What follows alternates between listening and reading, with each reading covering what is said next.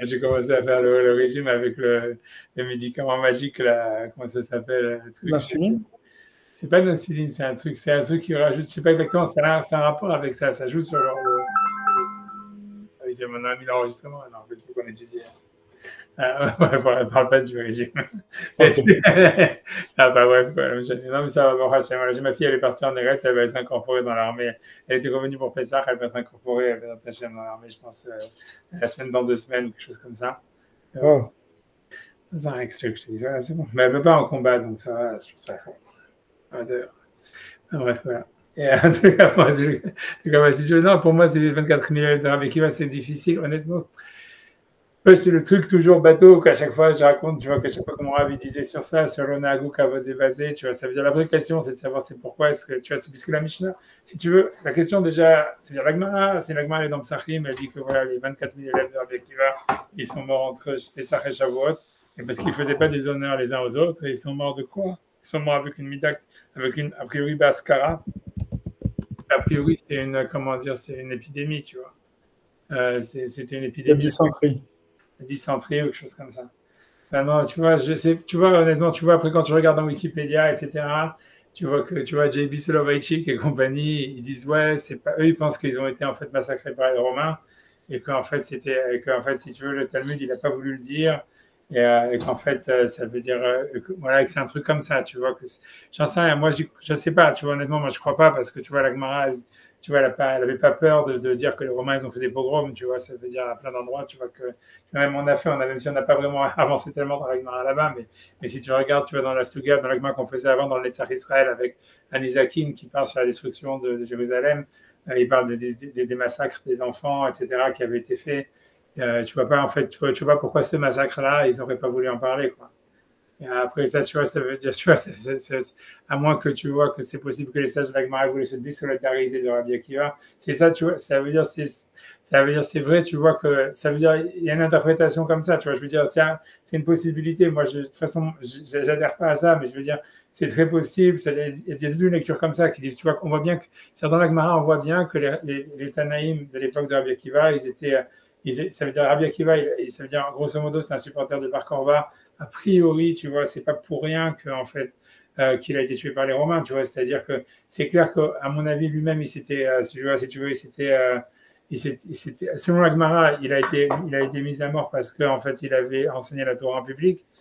Maintenant, tu vois, ça veut dire, ça faisait partie du décret des Romains et grosso modo, tu vois, ça veut dire, on voit bien, j'essaie de me rappeler cette Gemara-là, 2 secondes, ça, il faut que j'aille la retrouver. 2 secondes. 2 secondes, hein. J'essaie, si j'arrive à retrouver ça, tu vois, c'est ce que c'est des Gemara, tu vois, que ça veut dire la vraie question, une question qui a à se poser déjà d'abord, c'est quel est le rapport politique, tu vois, de cette histoire, tu vois. C'est ça, c'est-à-dire qu'en réalité, quand vous parlez des massacres qu'ont pu faire les Romains, ou les massacres qu'ont pu faire les Égyptiens aussi, c'est des massacres. On n'est pas en train de retracer une lutte armée comme il y a pu avoir entre les Hashmonaïm et les Yevanim, ou comme il y a pu avoir ou comme c'est relaté dans Flavius Joseph. Ouais, ça veut dire. La Gemara. Là, j'ai le téléphone, mais c'est pas parce que j'ai envie de l'éteindre, mais c'est parce que le téléphone est trop la frappe. Ah non, c'est toujours le ringer off, mais c'était comme j'allais recevoir un appel de. C'est bon. Ouais, c'est bon. Désolé. Ouais, excuse-moi, vas-y. J'étais en train de dire qu'en réalité, la Gemara, elle. Attendez, une seconde, excusez-moi, une seconde.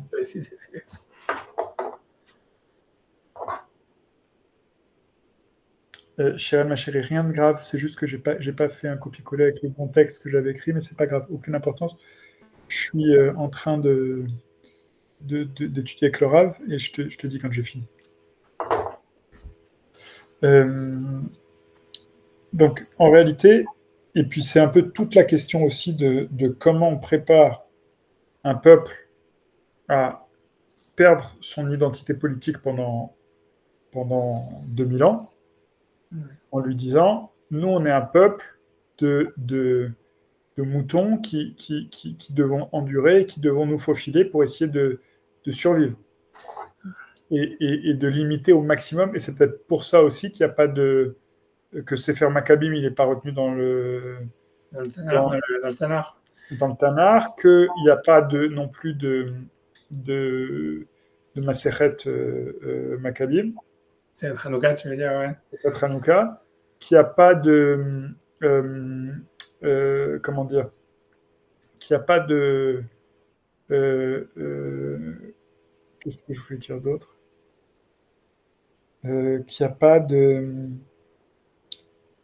et que même la célébration de Hanouka, c'est plus le Ness de la fiole que la victoire militaire. Ah, ok, je commence. Parce que c'est pas la Gemara que je cherchais, en fait. Ça, c'est une Gemara aussi qui se dit ça, mais je me... C'est qui Papous Ben Yehuda? Tu vois, ça veut dire Papous Ben Yehuda, ça c'est aussi encore intéressant, parce que Papous Ben Yehuda, selon la tradition de Chazal, c'est le père de Jésus, tu vois, c'est le père de Jésus. Le faux père de Jésus, puisqu'en fait c'était un soldat romain, mais c'est le mari de la mère de Jésus, quoi. Ça veut dire, ce serait Joseph, celui, tu vois, en fait, qui a assumé la paternité alors qu'il n'était pas le père, quoi. Bon, puisque ça, grosso modo, tu vois, ça veut dire, à la place de Dieu, tu mets, dans les Hébreux, tu mets un général romain. Ça, d'après la Gemara, c'était un général romain, et Papous Ben Yehuda, c'est le pigeon, quoi, tu comprends? C'est le type, tu vois, qui a été le mari de la bonne femme qui l'a trompé, et que, tu vois, en fait, il a assumé la paternité comme si c'était son fils, quoi, d'après. Il y a un Chazal qui dit ça, il y a une Gemara qui dit ça? Plus ou moins, ça veut dire, j'ai oublié où est-ce que ce serait le Mécor, mais ça veut dire, je pense, tu vois, oui, ouais, ça veut dire, ouais, si tu veux, ça, pour chercher ça, j'ai pas envie, tu veux chercher ça, on peut chercher ça, mais ça nous écarte du sujet. Quoi? Vous vous rendez compte que la Gemara, elle dit ça? C'est incroyable, je ne savais pas. Ouais, mais ça veut dire si tu veux, et c'est ça, c'est lui Papous Ben Yehuda. En plus, c'est même pas la bonne marque chercher, mais même celle-là, c'est pas la bonne, parce que là, c'est un dialogue entre Papous Ben Yehuda et Rabbi Akiva, où c'est Papous Ben Yehuda qui reproche, en fait, à Rabbi Akiva tu vois, de transgresser le décret des Romains. Mais si je me souviens, tu vois, et ça, il faut que je me rappelle qu'il y a même une autre Braïta, ou bien c'est une Gemara ou une Braïta. Pourquoi il s'appelle Ben Yehuda? Je sais pas, parce qu'ils disent que c'était son nom. Tu veux essayer, tu veux essayer de retrouver que c'était un général romain juif? Non, lui, c'était le mari. Le général romain, c'est le général. Sa femme, elle l'a trompé. Ah, j'ai compris.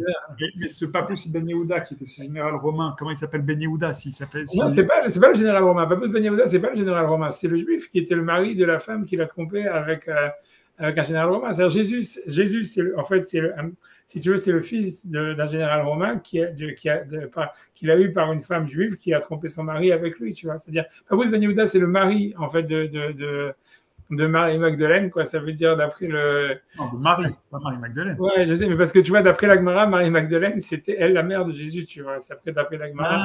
Ah, ok. Ça veut dire, tu vois, ça veut dire, tu vois, c'est complètement inverse. C'est des autres histoires. Ça veut dire d'après la Gemara, ça veut dire, c'est Marie-Magdeleine, c'était la mère de Jésus. Et elle était mariée avec Papous Ben Yehuda, et elle a eu des relations. Et Papous Ben Yehuda, a priori, la Gemara dit qu'il était très strict avec sa femme, et que donc sa femme, elle était, à cause de ça, elle a voulu se révolter, etc. Et donc elle a trompé avec un général romain, et c'est comme ça, en fait, elle est tombée enceinte de trucs. Tout le monde savait que le père, c'était le général romain, mais qu'en fait, si tu veux, voilà, Papous Ben Yehuda, il a assumé la paternité du fils, comme si c'était son fils, quoi. Et voilà, et Jésus, Jésus, il a grandi de ça, et c'est ça son yikous, quoi, si tu veux. C'est ça l'histoire d'après la Gemara, tu vois, c'est ça Mais tu vois, mais c'est Papous Ben Yehuda était très riche, était très puissant. D'après, tu vois, c'est pour ça que tu vois la Gemara, elle décrit toujours Jésus comme étant protégé par les Romains, et comme quand, en fait, tu vois ce qu'ils ont voulu, tu vois ce qu'ils ont dit dans le Vatican II et tout ça, que tu vois, normalement, c'est les Romains qui ont voulu tuer Jésus et pas les Juifs, etc. La Gemara, elle pense pas comme ça du tout, tu vois. C'est-à-dire, en fait, l'idée, c'est que Papous Ben Yehuda, à la base, lui, il était très proche du gouvernement romain, il était très riche, et c'était un collaborateur, quoi, si tu veux. C'était un collaborateur des Romains, et donc, il protégeait son fils, etc. Mais ça, à la fin, tu vois, si tu veux, puisque ici, on va voir qu'à la fin, même Papous Ben Yehuda aussi, il va être tué, a priori, le même jour que Rabbi Akiva, parce qu'en fait, il y a un revirement, si tu veux, il y a eu un revirement politique dans le gouvernement romain, Et donc, en fait, si tu veux, ça veut dire. Il n'y a pas eu aussi une transsubstantiation de Rabbi Akiva qui va se mettre dans le corps? Ça, j'en sais rien, en tous les cas. Le truc, c'est, tu vois, sur la transsubstance, c'est notre histoire, c'est avec Rabbi Ishmael, mais en tous les cas, l'histoire, c'est ça, c'est ce que la Gemara, elle pense comme ça tu vois, mais moi, c'est même pas cette Gemara que je cherchais, parce que je me souviens que, tu vois, que la Gemara, tu vois, j'essaie de retrouver, enfin, on peut regarder cette Gemara, puisqu'elle est ouverte déjà, et tu vois, ça veut dire, et tu vois, mais je me rappelle que ce même dialogue, en fait, un dialogue similaire entre Rabbi Akiva, tu vois, ça veut dire qui enfreint le décret des Romains, et donc, en fait, c'est-à-dire qui était, ça veut dire, voilà, voilà, qui se baisse pas la tête, et qui est, en fait, qui est supporter de Bar Korba, ça c'est aussi, ça c'est dans les Rouchalmi, mais c'est même pas ça, ça veut dire, c'est surtout que, voilà, que c'est pas, voilà, il faisait ça veut dire, ça veut dire, voilà, il transgressait publiquement les décrets des Romains, quoi. Ici, en tous les cas, c'est ce qu'on voit. Mais je me rappelle, ici, c'est Babous Ben Yehuda qui l'attaque, qui le reproche, mais je sais qu'il y a une autre Gemara, et je sais ce que je cherchais. Mais là, il est délateur, là, il fait quoi? On peut lire la Gemara. Tu vois, ici, la Gemara, c'est simple. Si tu vois, ici, la Gemara dit comme ça, elle dit Babous Ben Yehuda, il n'est pas décrit dans la Gemara comme un rachat. Il est décrit comme un mec qui, en fait, ne savait pas gérer sa femme, quoi. Ça veut dire que, tu vois, qu'il était très strict avec sa femme et qu'en même temps, tu vois, c'était tu vois, aussi un cible, tu vois. C'est-à-dire, en même temps, il était super, il a été, tu vois, il a enfermé sa femme, après sa femme, elle a trompé. Et en plus de ça, après ça, il assume la paternité du fils qui n'est pas à lui. Et tu vois, ça veut dire, c'est surtout sur ça qu'on le décrit dans la Gemara d'Anguitine comme étant un mec, tu vois, qui avait des problèmes avec les femmes, quoi. Et tu vois, mais plus que, tu vois, avec sa femme en particulier. Mais tu vois, mais ça n'y a pas plus que ça. Il n'est pas décrit comme un rachat ou quoi que ce soit. Il est, a priori, tu vois, ça veut dire, tout ce qu'on sait à part ça, c'est que la Gemara a dit que c'était, à un moment, c'était lui le juif le plus puissant d'Israël. Ça veut dire que c'était un type très riche qui était énormément proche du gouvernement et que c'était, et que voilà, après ça, dans l'histoire ici, on voit que lui aussi, finalement, il est mis à mort par le gouvernement romain, a priori parce qu'il y a eu un retournement quelque part, tu vois. Mais au début, tu vois, ici, a priori, ce dialogue, il a lieu quand Babous Ben Yehuda, il est en gloire, tu vois, puisqu'il collabore avec le Romain, quoi. Babous Ben Yehuda, c'est un peu comme Pétain, quoi, si tu veux. Tu vois, mais tu vois, mais la Gemara, elle ne condamne pas, tu vois. La Gemara, elle est pro-Pétain, tu vois. Elle est pro, puisque tu vois, c'est ça l'histoire. C'est entre, tu vois, entre un résistant et un collaborateur. Tu vois, la Gemara, tu vois bien quand elle, tu vois, ça veut dire ici, elle prend, tu vois, elle prend tu vois, c'est pour ça, la question de genre, la Gemara, mais je te dis, il y a une autre Gemara similaire, je vais essayer de la chercher. La Gemara, elle parle de Flavius? Non, tu vois, c'est ça le vrai problème. C'est que tu vois, c'est que Flavius Joseph et tous ces trucs-là, c'est pour ça que toutes les choses ne coïncident pas. Et en fait, tu vois, parce qu'après, a priori, il y avait plein de juifs, tu vois, qui ont tourné kazakh et qui ont. Parce que Flavius Joseph, en fait, c'est quelqu'un qui tu vois, qui au début travaillait pour les juifs, tu vois, pour la résistance. Comment? C'est un Cohen. Ouais, un Cohen et tout ça, mais après ça, il a travaillé avec le Romain. Ça veut dire il est devenu même militaire romain. Voilà, c'est ça. Et à la plupart de tous, c'est beaucoup des généraux, beaucoup de juifs ont fait la même chose, tu vois. Il y avait aussi l'inverse. Et c'est ça ce qui s'est passé. Ça veut dire, ce que je te dis, ce qui est le plus incroyable, c'est que par exemple, tu vois, Rabbi Akiva lui-même, il n'était pas de race juive, ou Rabbi Meir et tout cela. Ça veut dire, il y a eu beaucoup de Romains qui sont convertis au judaïsme et qui ont été, tu vois, si tu veux, c'était ceux qui, en fait, qui prônaient la résistance. En fait, la plupart des généraux, même si tu regardes dans le livre de Flavius Joseph, il va te dire que toutes les victoires juives qu'il y a eu lors des révoltes de Bar Korba, et même en fait, la plupart, même dans la résistance qu'il y avait à Jérusalem, elles étaient dues à des généraux romains qui s'étaient convertis au judaïsme, parce qu'ils savaient justement comment l'armée romaine a fonctionné, et en fait, ils savaient comment la guerre, etc. Donc, et en fait, toutes les victoires juives, elles sont dues, en fait, en général, à des généraux romains convertis, mais en fait, de l'autre côté, les transfuges, mais si tu veux, il y avait des autres transfuges de l'autre côté, comme Flavius Joseph, etc., qui étaient la majorité, que même tu vois beaucoup l'Agmara, si tu veux, qui étaient au contraire, tu vois, qui collaboraient, qui voulaient, tu vois, ça veut dire. C'est pour ça que c'est très bizarre, parce qu'en fait, il y a eu des transfuges des deux côtés, quoi. C'est très étrange, tu vois, c'est très bizarre, tu vois. Mais, à ce moment-là, tu vois, ça veut dire, ça apparaît clairement tu vois, ça apparaît clairement quand on te dit, voilà, que Rabbi Akiva était Ben Gerim, que Rabbi Meir était un descendant d'Antoninus, et tu vois, l'Agma, elle assume, si tu veux, et plein d'autres encore, tu vois, c'est-à-dire Onkelos, machin, tu vois, ça veut dire, en fait, ça veut dire, et l'Agma, elle a cité plein de Romains qui se sont sacrifiés pour des Juifs, pour sauver des villages, etc. Donc, tu vois, ça veut dire, en fait, il y a eu, ça veut dire, voilà, tu vois, ça veut dire, il y avait, je ne sais pas comment expliquer qu'est-ce qui s'est passé à ce moment-là, mais c'est ça ce qui s'est passé historiquement. Et quand tu regardes les trucs de Flavius Joseph, tu le vois qu'il dit ça lui-même. Bien sûr. C'est très bizarre. Même pas que la Gemara, mais que d'une certaine manière, la tradition elle vient même dire que les zélotes et les extrêmes ne sont pas retenus comme le canon pour nous. C'est-à-dire que même Guédalia, tout ça, je veux dire, c'est la preuve que pour les Yéhoudim, il y a une valeur dans la conciliation avec Ouais. l'oppresseur. Pour la Gemara, en tous les cas. Ça veut dire, ça, c'est clair que tu vois que c'est la vision de la Gemara, tu vois, ça veut dire, est-ce que ça, c'était, tu vois, la vision de Rabbi Akiva? Je crois pas, tu vois, est-ce que c'était la vision de, est-ce que parmi les Tanaïm, c'était pas, en fait, déjà une discussion? Tu vois, tu vois, si tu veux, il y en a beaucoup qui disent, par exemple, dans la Haggadah de Pessah, quand il y a marqué Massé vers Rabbi Akiva ou je sais pas quoi, vers Rabbi Eliezer, C'était les 5 généraux qui étaient la veille de... Et en réalité, moi, c'est toujours ça que je leur raconte à mes enfants, c'est que on raconte la sortie d'Égypte, on raconte le moment le plus important dans l'histoire de notre peuple, dans l'histoire du monde, et qu'on rappelle même plus que la création du monde quand on fait Shabbat. Ouais. Et tout d'un coup, on est catapulté à un soir, il y a 2000 ans, mais 1500 ans après la sortie d'Égypte, qui n'a absolument rien à voir, où on nous raconte des, des, euh, des élèves qui viennent leur dire vous avez fini, il faut vous dépêcher. Quel rapport? Et moi, le pshat que je raconte à mes enfants tous les ans, c'est qu'en réalité, à Pessah, on commence à compter le Homer. Et à Pessah, on commence à en réalité porter le deuil du dernier exil, qui est l'exil de Rome, et qui en réalité aussi est aussi la période pendant laquelle on va avoir Yom Ha'atzmaut et Yom Yerushalayim, qui viennent terminer l'exil de Rome. Okay. Et que cette nuit avec ces cinq généraux, en réalité, c'était le dernier soir de Pessah qu'on a passé en Israël avec une souveraineté juive avant la destruction du Yeshuv et la complète déportation des Juifs par Rome. En tout cas, ça, si tu veux, tu vois, ce que je veux dire, ce qui est le point faible de ce que tu dis, tu vois, c'est évidemment, c'est que c'est pas des généraux, c'est des Tanaïm. Mais ce qui est sûr, en tous les cas, ce qui soutient un point quelconque, c'est sûr que ce qui est en tous les cas clair dans le texte, c'est que, tu vois, c'est qu'ils sont partis à Bnei Brak, c'est là où Rabbi Akiva il habitait. Or, c'est tout à fait bizarre, tu vois, si tu veux que tous ces Tanaïm, tu vois, surtout Rabbi Eliezer ben Azaria, qui est le Nassi, normalement, c'est pas lui de se déplacer à la Bnei Brak, faire le Seder Bnei Brak, tu vois ce que je veux dire? Uh-huh. Et donc, normalement, tu vois, en plus, normalement, s'il y avait le Corban Pessah, même s'il n'y a plus le Corban Pessah, tu vois, c'est sûr qu'il devait travailler au Yerushalayim pour amener le Corban Pessah, tu vois, ça veut dire qu'est-ce qu'il faut amener Brak.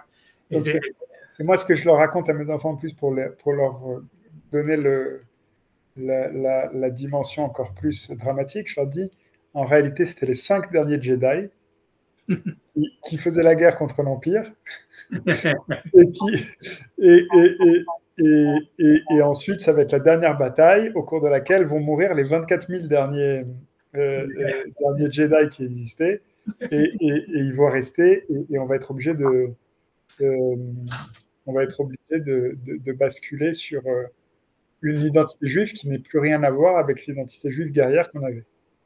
Mais en tout cas, ce qui est sûr, historiquement parlant dans l'histoire, c'est que les Tanaïm, si Rabbi Eliezer ben Azaria et compagnie qui étaient, tu vois, ça veut dire que Tanassi, etc., ils sont partis à Bnei Brak, c'est parce qu'a priori, ils voulaient convaincre, ça c'est marqué dans les Mefarshim, qu'ils voulaient, a priori, ils voulaient convaincre Rabbi Akiva d'abandonner, si tu veux, le soutien à Bar Korba ou un truc comme ça, tu vois. Puisqu'en fait, quand tu regardes. Ou alors, ils rejoignaient Rabbi Akiva parce qu'ils avaient compris que c'était la fin. Non, mais tu vois, ça veut dire, tu vois, c'est quand tu regardes la Gemara, tu vois bien plutôt qu'à chaque fois, tu vois, ça veut dire les Tanaïm. C'est pour ça que je te dis que ici, j'ai trouvé un truc où il n'y a pas Bouzban Yehuda et pas des Tanaïm. Mais si tu veux, c'est ce que je veux te dire, tout ça, c'est parce qu'on est parti sur l'histoire de pourquoi est-ce que la Gemara, elle dirait que les élèves de Rabbi Akiva, ils sont morts d'une maladie, ils ne sont pas morts dans un pogrom ou dans une guerre. Si c'était vrai. Tu vois, tu vois, honnêtement, tu vois, ça veut dire 10 ans, on n'en sait rien. Pogrom, non, mais dans une guerre, a priori, non, parce que ça rejoint le fait que finalement, la Gemara ne met jamais en avant le caractère guerrier d'Israël. Ouais, ça veut dire, c'est ça, c'est ce que tu voudrais dire. C'est pour ça que je suis arrivé à te dire ça. C'était pour te dire que Rabbi Akiva, lui, en fait, il s'opposait au gouvernement romain, etc. Et il était pour, en fait, c'est pour ça que lui aussi, il soutient Bar Korba. Ça, c'est dans la Gemara, dans les Yerushalmi, etc. Et même quand Rabbi Akiva, il dit il dit qu'il soutient Bar Korba, qu'il dit que Bar Korba c'est le Mashiach. Tu vois, tous les autres Tanaïm, ils lui disent non, ils lui disent Akiva, il y a Lou Esef Bilchayecha Vakate Ben David Loba. Ça veut dire, ils lui disent Akiva, il y aura de l'herbe qui aura poussé sur tes joues, ça veut dire que tu seras enterré depuis longtemps, et le Mashiach ne sera pas encore venu. C'est ce qu'ils lui répondent. Et tu vois, ça veut dire, mais tu vois bien qu'en fait, on ne sait même pas s'il est enterré à la fin. Mais en tout cas, mais le truc, mais ça veut dire que voilà, ça veut dire que ce que je voulais tout le monde te dire, tu vois, ça veut dire que c'est vrai qu'il y avait une sorte de dissension, ça veut dire, c'est pour te dire, moi je te dis, c'est pas la, tu vois ce que je veux dire, la Gemara, tu vois, encore une fois, la Gemara, c'est pas, la Gemara et tu vois, les auteurs de la Mishnah, tu vois, d'abord, tu vois bien, ils avaient des avis différents, et voilà, c'est clair, comme tu dis, ce que tu dis, il y a du vrai dedans, il y a du vrai, mais juste, ça, tu vois, je sais pas, tu vois, Kenza, je sais pas, tu vois, c'est sûr que tu vois que le fait qu'après il y a eu Semina qui restait toujours de jeter de tirer à l'arc à l'Akba Omer et tous ces machins-là, tu vois, c'est qu'on a l'impression, c'est, voilà, tu vois, donc c'est, tu vois, on a l'impression qu'en fait ça veut dire que c'était en fait un combat, tu vois, et, tu vois, c'est logique de penser, tu vois, ça veut dire. Et même Flavius Joseph, il le dit, que c'était une lutte sans merci. Qu'il y avait 40% de l'armée romaine du monde qui était en Judée, et que s'il n'y avait pas eu des dissensions entre les Juifs, ils auraient gagné. Ils auraient gagné. En tout cas, les Romains n'auraient pas pu perdre. Les Romains n'auraient pas pu gagner. Ouais, non, c'est vrai. Mais c'est vrai, mais tu vois, c'est vrai, tu vois, mais c'est pour ça que je te dis, c'est pour ça, mais tout ça dans la Gemara, c'est quand même assez, tu vois bien, c'est idéalisé, tu vois, ici, tu vois, j'ai lu cette Gemara. Idéalisé ou très elliptique, je ne sais pas si c'est idéalisé. Mais par exemple, ici, on te dit, voilà, que Rabbi Akiva, il est mort parce qu'il enseignait la Torah en public, tu vois ce que je veux dire? Ici, tu vois, on va te dire, voilà, ici, je t'emmène cette histoire-là, c'est pour donner, mais je cherchais une autre main, mais celle-là aussi, elle fait l'affaire, on va dire. Tu vois, ça veut dire, tu vois, nous dit, Tanou Rabanan, Bahamahad Gazra, Malchut Shahal, Shilo Yasku Israël Batora. Ça veut dire qu'ils ont décret, tu vois, ça veut dire les Romains que les Juifs ne doivent pas étudier la Torah. Va Papus Ben Yehuda, ou Metsao le Rabbi Akiva, Shayamakil Keilot Barabim Vosak Batora. Donc il a trouvé, Papus Ben Yehuda, il a vu Rabbi Akiva que lui, donc il enfreignait le décret des Romains, et en fait, donc il faisait des grandes assemblées et il enseignait la Torah. Amarlo Akiva Yatam Itiarim Fnei Amalchut, il a dit Akiva, tu n'as pas peur en fait de l'empire, etc. Amarlo, Mshalech Machal, il dit je te donne un Machal, et m'a d'avoir dormi, à quoi ça ressemble, Shual Shaya Mealech à la Gavanahar, ça c'est un truc qu'il y a dans les femmes de la fontaine, Shual Shaya à la Gavanahar, donc ça veut dire d'un renard qui allait à côté d'un fleuve, il a vu des poissons qui se rassemblaient d'un endroit à des autres. Amar Lahem, Ibnema Atem Bochim, il a dit pourquoi est-ce que vous vous enfuyez? Amulo, Ibne Rechatot, Shemivim, Alenu Ben Adam. Il dit c'est à cause en fait des pièges et ça veut dire des filets que les hommes ils mettent sur nous. Amar Lahem, Netzonchem, Jetalou Leyabasha, il leur a dit venez monter sur la terre ferme, Venado Ani Ve'atem. Et on n'a qu'à nous résider, nous ensemble, nous, vous et toi, Keshem Shedaru Avotaim Avotechem, comme tes parents, ils étaient avec mes parents. Ata Ushamri Amroulo, donc les poissons, ils ont répondu, Ata Ushamri Malek Abdiker, Sheba Chayot, c'est toi qu'on dit que c'est toi l'animal le plus intelligent, Lopiker Ata, tu es pas intelligent, et là tu pêches Ata. Mais tu en investis, on m'a bien compris, nous aussi, déjà dans l'endroit où est-ce qu'on est en vie, dans l'eau, à nous, Mitiarim, on a peur. Même comme Mitateno, si on va dans un endroit où on va mourir, à plus forte raison. Maintenant que nous, on est en train d'étudier la Torah, c'est marqué c'est ta vie, c'est la longueur de ta vie, car, donc ça veut dire qu'on sait, donc ça veut dire on sait qu'on a peur, voilà, des Romains qui nous attaquent, etc. Mais si on arrêtait d'étudier la Torah, c'est comme si on sortait de l'eau, et donc on est mort complètement, donc voilà, donc ça veut dire donc si jamais on arrêtait d'étudier la Torah ou si jamais on sortait de l'eau, à plus forte raison qu'on serait mort, tu vois. Donc ça veut dire, ce que veut dire, c'est que ça veut dire voilà, ça veut dire grosso modo, ce qu'il lui répond, c'est que ok, c'est vrai que les Romains peut-être qu'ils veulent nous tuer, qu'en fait il y a des pièges qu'on nous met, des filets, etc. Mais même c'est au moins on étudie quoi, quelque chose comme ça, et c'est au moins on est dans notre élément. Et plutôt que de sortir de ça et d'aller à l'extérieur de notre élément, c'est l'étude de la Torah et de rentrer dans la culture romaine, où là, on est complètement mort depuis le début, tu vois. Et alors, Amroulo, donc après Amrou, donc ça, c'est la Gemara qui finit l'histoire. Là, il y a mis Moati, Machetafsou, les Rabbi Akiva. Tu vois, donc a priori, non, c'est pas que Babou, c'est peut-être qu'il n'a pas été mis à mort. En tous les cas, Rabbi Akiva, donc, il se retrouve en prison, tu vois. עד שתפסו לרבי עקיבא וחבשו בבית האסורים, ותפסו les papous ben Yehuda וחבשו אצלו. Et donc, ils étaient dans la même cellule. אמר לו papous ma via halekan.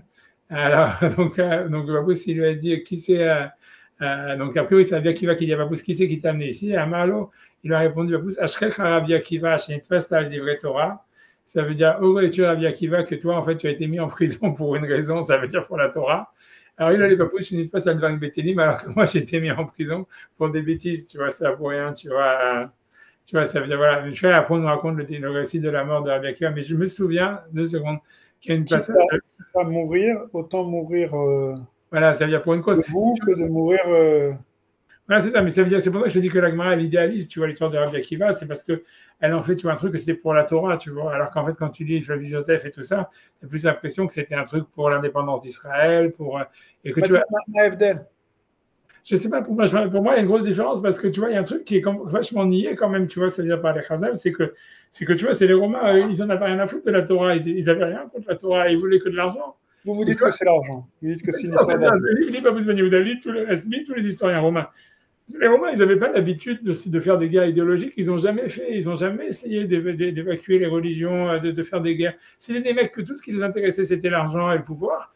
Et ça veut dire, et ils n'avaient aucun, pour eux, des dieux, il pouvait y en avoir une ribambelle, si ça te fait plaisir de croire en celui-là, croire en celui-là. Et ça veut dire, c'était pas du tout, ça veut dire, c'était pas un enjeu pour eux. C'est pas idéologique. Il n'y avait aucune idéologie derrière tout ça. C'est quoi la place de Hérode dans tout ça? Tu vois, Hérode, il était déjà plus tellement là, mais tu vois, ça veut dire, ça, c'est notre histoire, tu vois. Alors, juste après Hérode, c'était qui celui qui était le roi là Tu vois, c'était des autres, c'est comment il s'appelle, Antipas, non, c'était pas. Ouais, c'est possible que ça soit, comment il s'appelle, celui qui était un petit peu un sadique, là, j'ai oublié comment il s'appelle. C'est pas Yanaï, j'ai oublié, je pense que c'est Yanaï. C'est Janus, un truc comme ça. Mais laisse-moi, parce que j'essaie de chercher cette Gemara que je veux dire qu'en fait, tu vois, c'était un dialogue aussi, tu vois, de secondes. Attends, on voit rien. Si, j'en vois. J'essaie de regarder.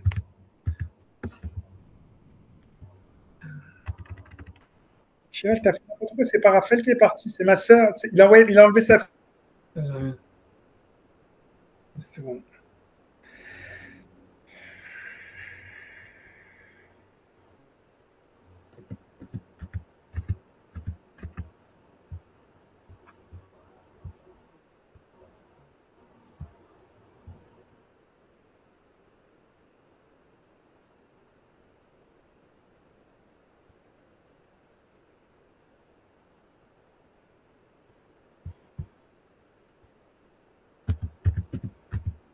Répondre. Non, il répond pas. Okay.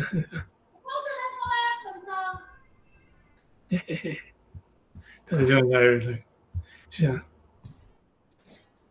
Enlève tout. Tu n'enlèves rien? C'est pas Raphaël qui est parti. Il a demandé à sa fille de se déconnecter. Dans le.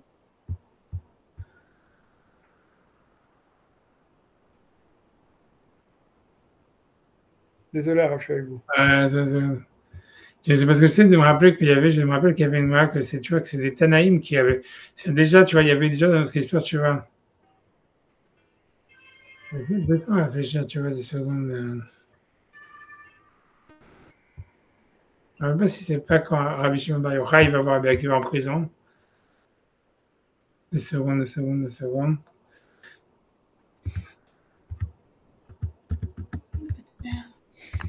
Vous savez que moi, j'ai vu la prison dans laquelle était Rabbi Akiva à Rome. Ah, je savais pas.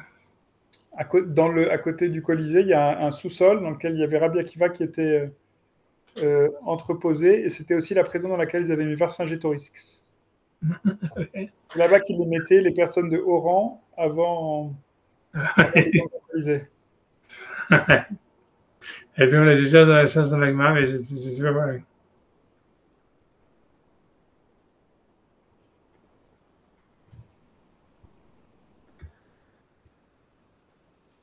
Enlève juste celui-là. Le premier, le reste, c'est bien.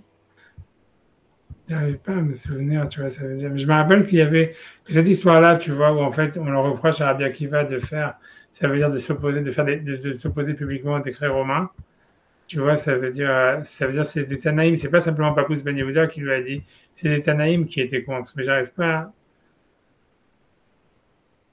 Une seconde, une seconde, une seconde. Je sais pas si je vais essayer de tomber de chercher ou si j'ai encore accès, tu vois.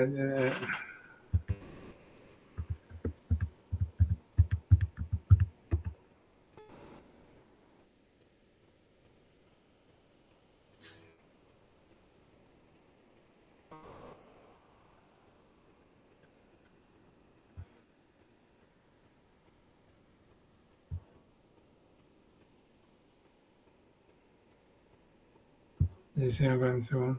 Je sais pas chercher plus, j'ai pas envie de te faire.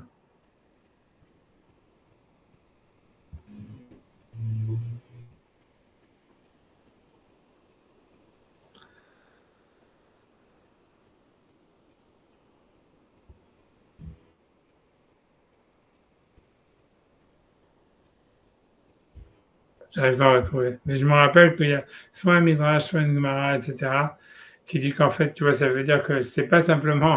Je suis désolé, hein, d'avoir en plus d'arriver sur la page, mais ça veut dire, tu vois, je me rappelle qu'il y avait un moment où, tu vois, les Tanaïm lui disent Akiva, tu te rends pas compte que Hachem, il a laissé déjà, tu vois, les Romains.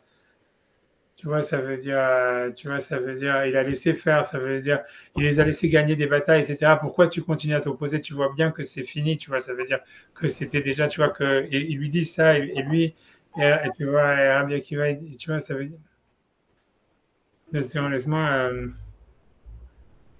Il leur dit, ils lui disent, pourquoi tu es plus royaliste que le roi? ouais, c'est ça, ça veut dire, voilà, tu vois bien qu'Hachem, c'est ce qu'il veut, tu vois, c'est Hachem, il a fait ça, donc pourquoi toi, tu veux, tu laisses ça, tu vois, ça veut dire, mais j'arrive plus, tu vois, à me souvenir, tu vois, tu vois,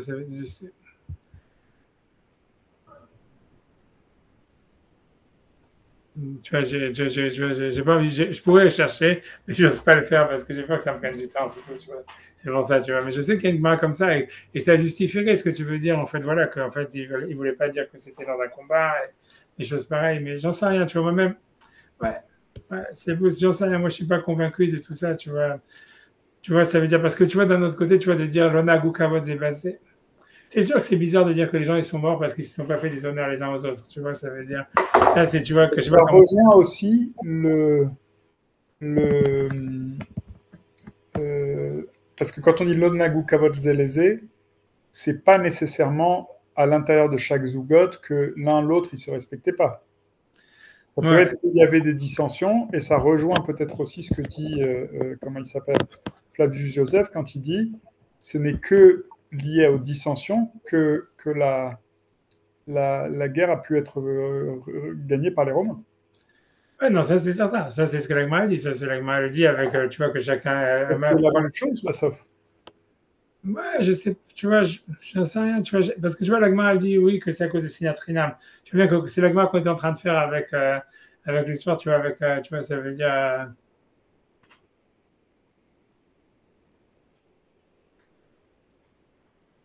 Je vais essayer de retrouver la Gemara dans les. Ouais, c'est ça, c'est peut-être ça, attends.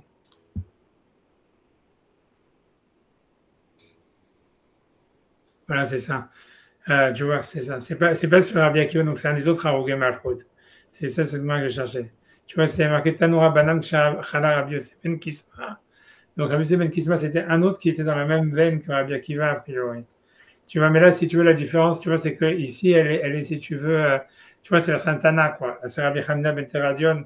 Tu vois que lui aussi, il a été un des Harogé Malchut. Mais ça veut dire, tu vois, ça veut dire le reproche.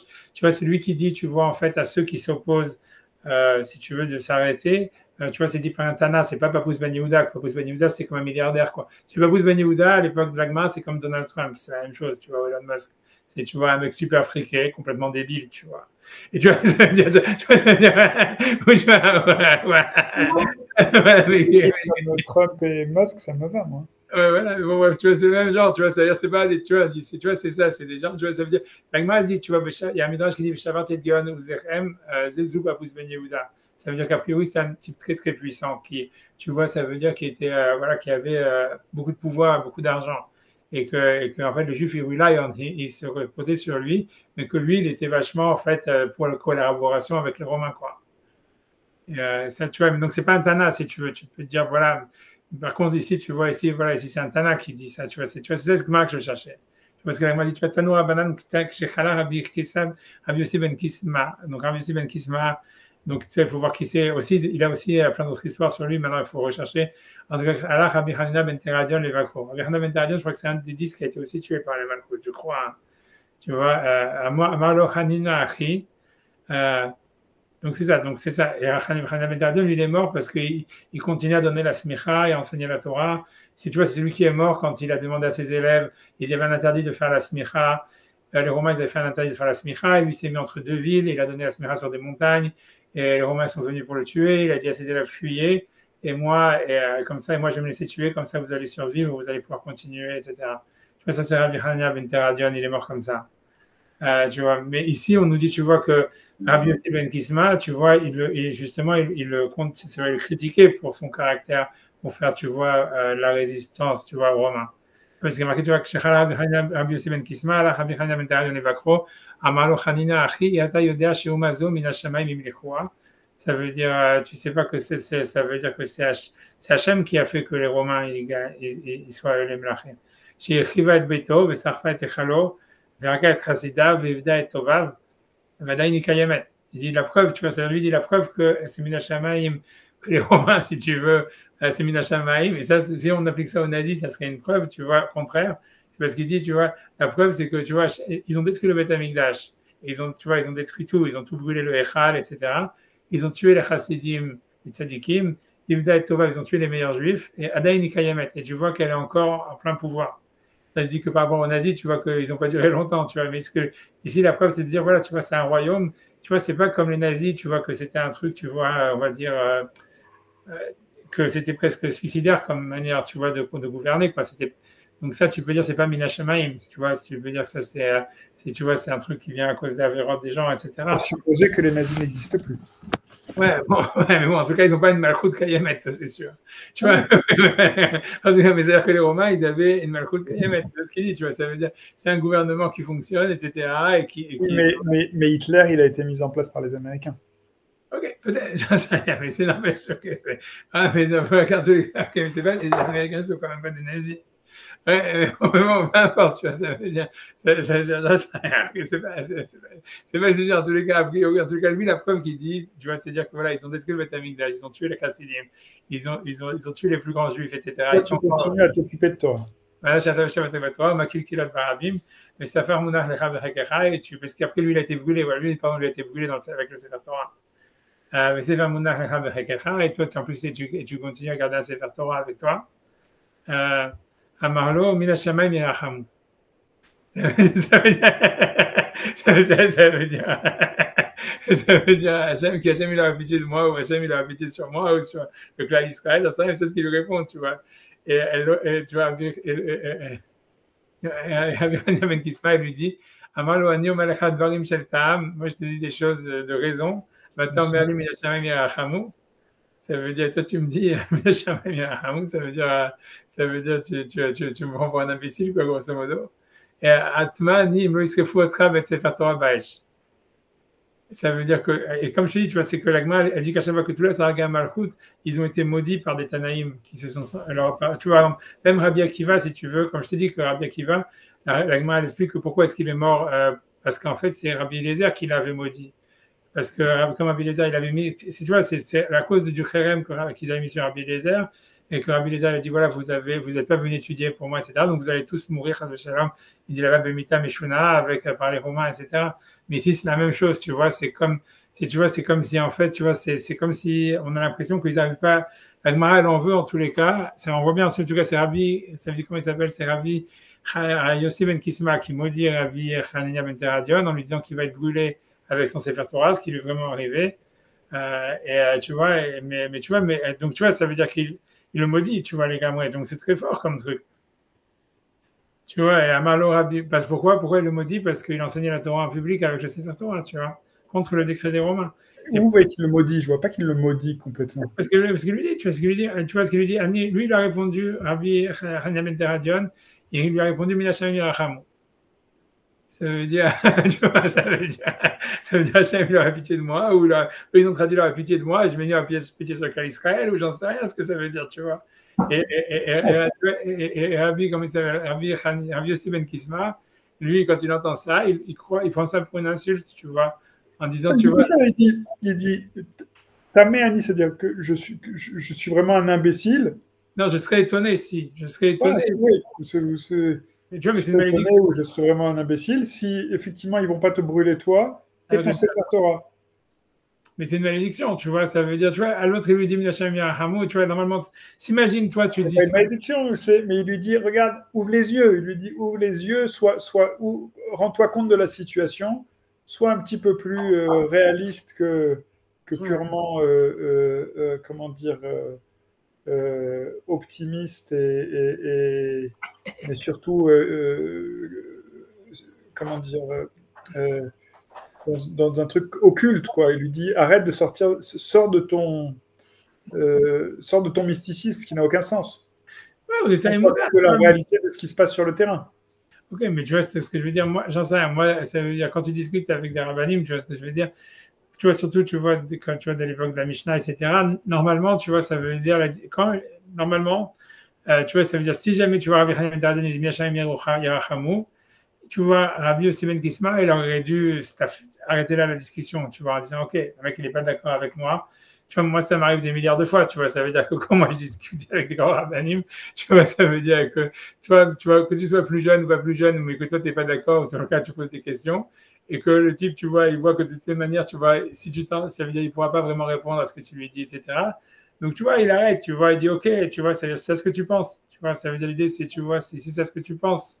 C'est comme ça qu'ils font les rabbinim en général, tu vois. Ils disent ça, c'est ça la manière normale de dire, tu vois, en disant si puisque le rabbin sait que de toutes les façons l'autre en face il va pas être convaincu, etc. Et que tu vois, c'est déjà, tu vois, même la manière, tu vois, ça s'appelle c'est beauté en touche. Même quand il lui dit Mina Shammai Mirachamou, c'est une manière de beauté en touche. Tu vois, le mec il lui dit voilà, tu vois bien qu'Hachem il a laissé les Romains en pouvoir, etc., etc. Donc ça veut dire qu'il faut collaborer ou en tous les cas qu'il faut pas s'opposer d'une manière, tu vois, radicale, etc.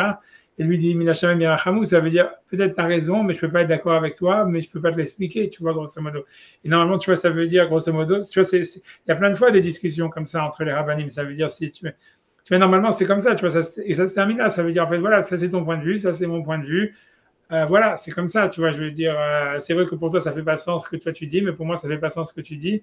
Tu vois, on peut pas discuter sur des choses comme ça. Et ça s'arrête là, normalement, tu vois, je vais te dire, tu vois, On n'a pas été au bout. Qu'est-ce qu'il dit quand il lui dit Amarlo? Donc c'est ça, il lui répond, il dit Amarlo. Qu'est-ce que ça veut dire ça? Ok, mais ça, c'est encore la suite, tu vois. Ok, mais ça, c'est une autre histoire, tu vois. C'est vrai que tu as raison, c'est la suite, mais moi, je pense que déjà, il faut s'arrêter là. Mais ça veut dire, la raison pourquoi il lui pose cette question-là, c'est, moi, en tout cas, ce que je veux dire, c'est que quand lui dit, tu vois, a priori, moi, je te dis, en tout cas, quand lui dit,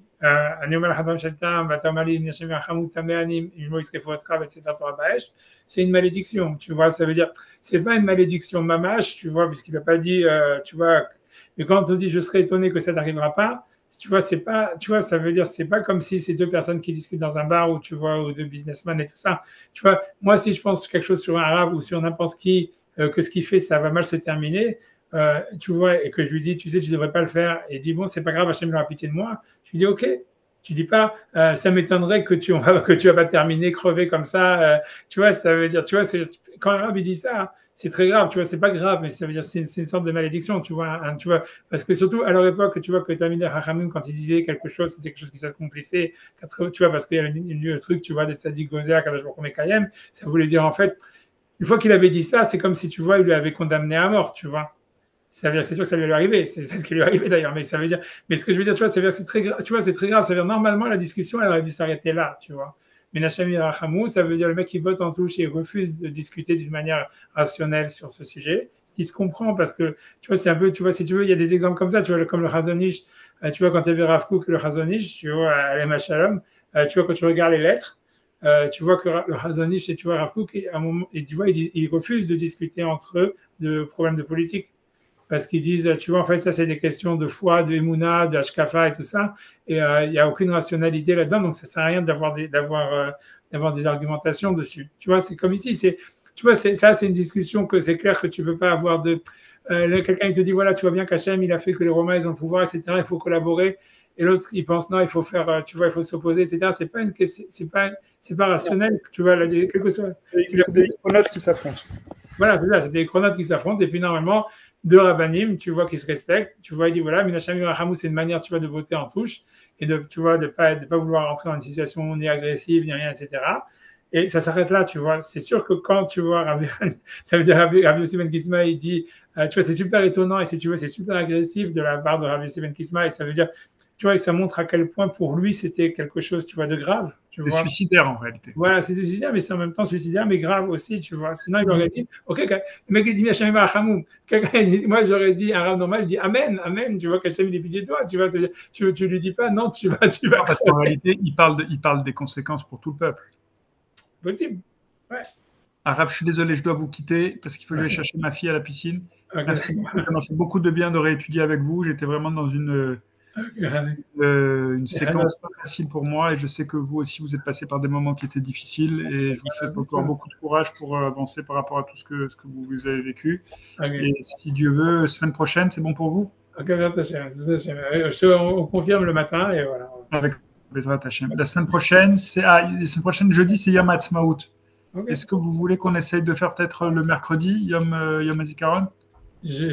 On peut essayer encore. C'est possible, ça pourrait marcher. Alors, je décale et si c'est compliqué pour vous, on se parle mercredi matin. Ouais, exactement. Bezrat Hashem. Shabbat Shalom, Mevorach. Papa, on est Yom HaZikaron. Est-ce que